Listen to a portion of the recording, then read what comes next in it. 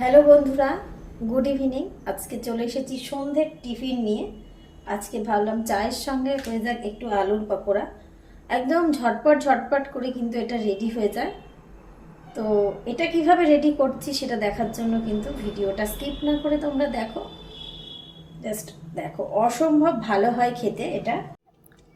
আলুগুলোকে কিন্তু আমি এইভাবে ঘষে নিচ্ছিলাম, আর ঘষার পরে অবশ্যই কিন্তু ভালোভাবে এটাকে জল দিয়ে ধুয়ে নেবে।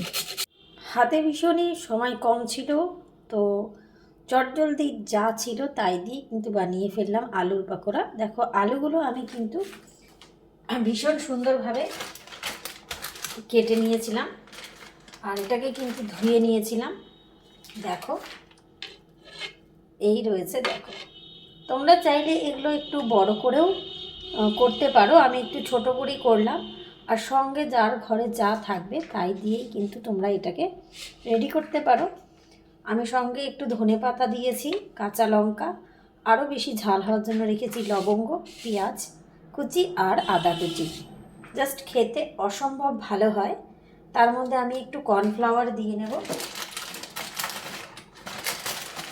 তোমাদের ঘরে যদি কর্নফ্লাওয়ার না থাকে, তোমরা বেসন বা এটার সঙ্গে ময়দাও অ্যাড করতে পারো যদি না থাকে।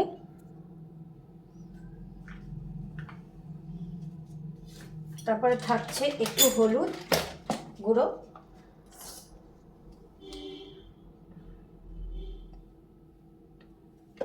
আর থাকছে পরিমাণ মতো লবণ। তো এই কটা জিনিস দিয়ে কিন্তু আমরা রেডি করে ফেলবো আজকে আমাদের আলুর পকোড়া। একদম চটজলদি কিন্তু এটা রেডি হয়। তো ঘরে তোমরা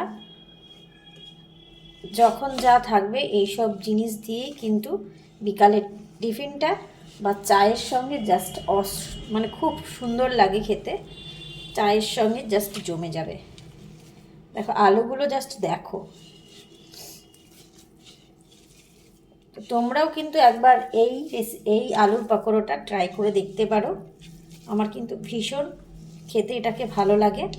দেখতেই পাচ্ছ আমি কেমনভাবে এটাকে মিশ্রণটাকে করছিলাম।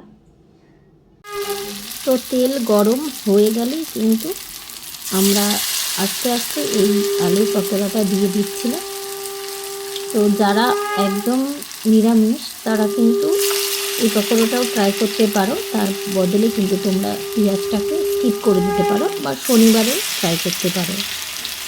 তো এইভাবে ছোটো ছোটো শেপে কিন্তু আমি পকোড়াগুলো ভেজে নিচ্ছিলাম। আর অবশ্যই একদম ব্রাউন কালার যখন হয়ে যাবে এই রকম, তখন বুঝতেই পারবে দেখে পকোড়াটা রেডি। তো এই দেখে নাও আমার চায়ের সঙ্গে পকোড়া, আলুর পকোড়া। যারা ট্রাই করোনি একবার ট্রাই করে দেখো, আর অবশ্যই কমেন্ট বক্সে